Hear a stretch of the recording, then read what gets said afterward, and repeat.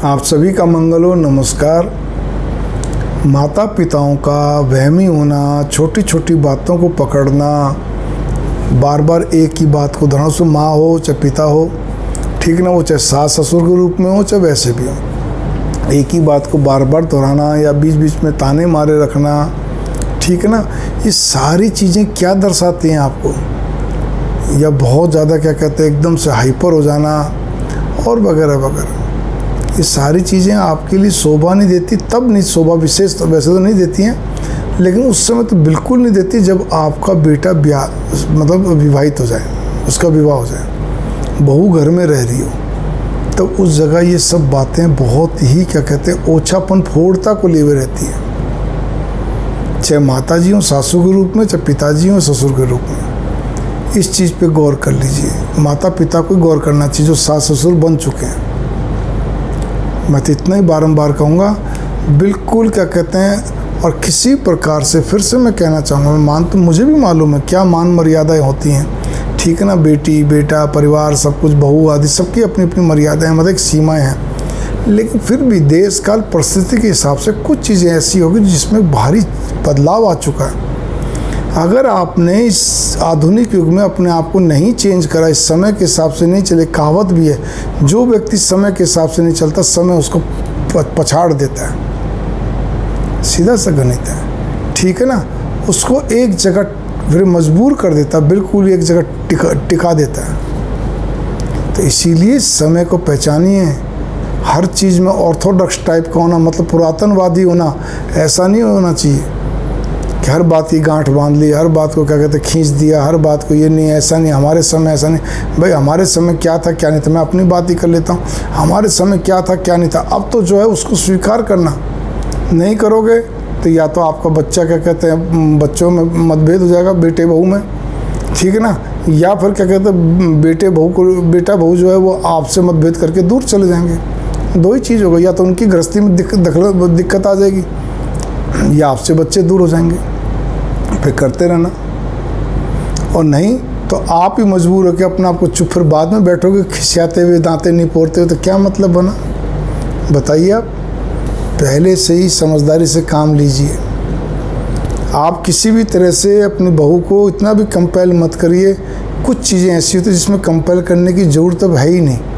मैं आपको बता देता हूँ उदाहरण के लिए कि अब जैसे सुबह का उठना, भाई नहीं कंपेल करिए। आजकल बच्चे कोई नहीं उठता, अपना खुद के पेट के जाए नहीं उठते जल्दी से, तो दूसरे के बच्चे को क्या बोलेंगे बताइए आप, ठीक है ना।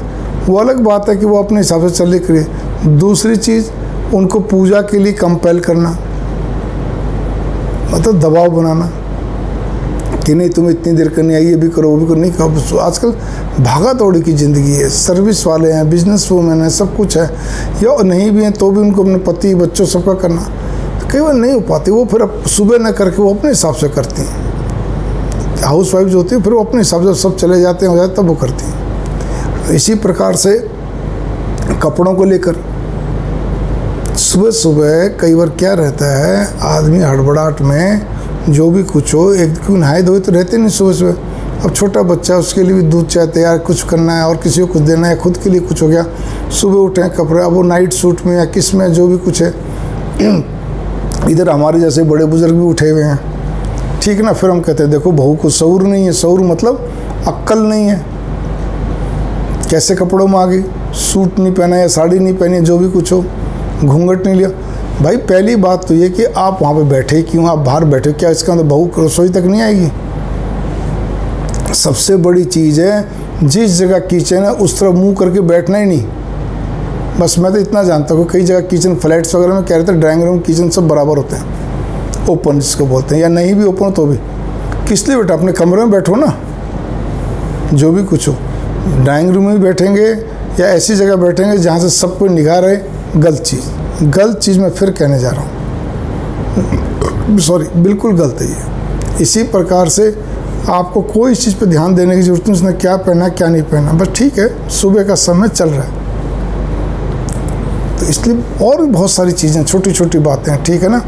बच्चे आजकल क्या कहते हैं, कई बार ये होता है, अब बस एक बार एंड टाइम बोलेंगे मम्मी हम जा रहे हैं, कहाँ जा रहे हैं बेटा? मम्मी हम वो फलाना क्या कहते हैं इनके साथ में जा रही हूँ, किसी दोस्त के यहाँ पे या क्या कहते हैं किसी पार्टी में या फंक्शन में या जो भी कुछ भोजन करने अपने होटल बाज़ार जो भी कुछ है, आपको केवल इतला कर दी ना, यही बहुत बड़ी बात है। इसमें भी आप ये मानो कि आपको इतला मतलब आपको सूचित करके जा रहे हैं, और जिस दिन नहीं सूचित करेंगे क्या होगा? मैंने फिर कहा ना, फिर चुपचाप बैठे रहोगे ना। तो इसीलिए इस चीज़ पे गौर करके चलिए, छोटी छोटी बातों को पकड़ने की ज़रूरत नहीं है। अगर आपसे बाई दिवे चलो फिर भी कोई ऐसी बात है, रुका नहीं जा रहा, अब बोले बिना रहा नहीं सहा नहीं जा रहा, तो एक बार उसको बोल दो बस।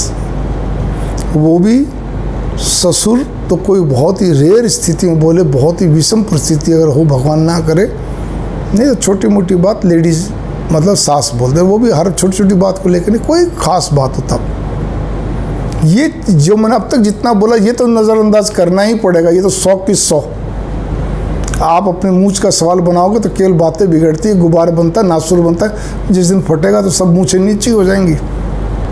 इसी प्रकार से क्या फ़ोन को लेकर बहुत सारी समस्या बनी हुई है। मैं मानता हूँ बहुत ज़्यादा फ़ोन पे बात करना बहू का बहुत ज़्यादा। देखिए शादीशुदा बेटियाँ तो घर में कभी कभी आती हैं, तो उस थोड़े समय के लिए तो बहू को उससे तुलना नहीं करनी चाहिए। लेकिन यहाँ मैं कुछ दूसरी बात करने जा रहा हूँ। बहू का बहुत ज़्यादा पियर बात करना या हर बात को पियर में बताए रखना अच्छी बात नहीं है, सभी जानते हैं, सभी मानते हैं, लेकिन कोई बात नहीं। अगर आपकी बहू नहीं मान रही तो अपना चुप लगा जाओ भाई, और क्या कर सकते हो बताइए आप। आपका है कोई इलाज सिवाय वाद विवाद करने के, तर्क कुतर्क करने के?